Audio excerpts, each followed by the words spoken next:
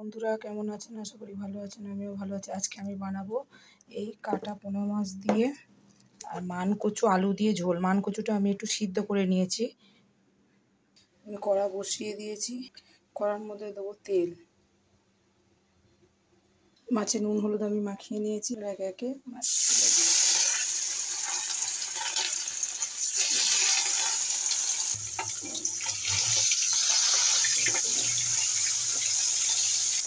ভাজা হয়ে গেছে, একে একে আমি তুলে নেব।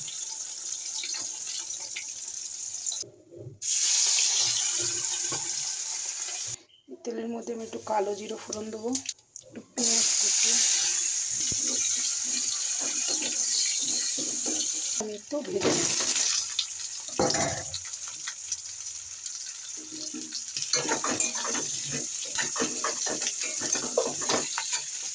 চামচ আদা বাটা,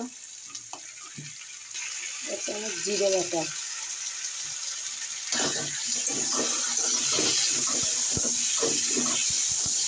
এই দুটো কাঁচা লঙ্কা দিলাম, হলুদের গুঁড়ো, একটু লঙ্কার গুঁড়ো,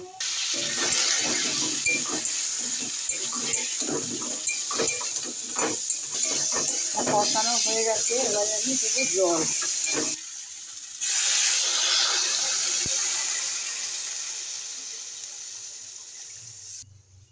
স্বাদ মতন নুন। এবারে মাছগুলো আমি দিয়ে দেবো একে একে।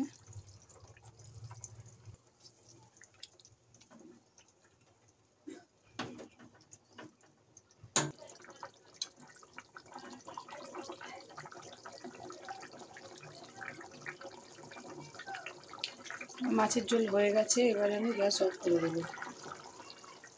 কেমন লাগলো রেসিপিটা অবশ্যই জানাবেন। মানকচু দিয়ে মাছ দিয়ে ঝোল।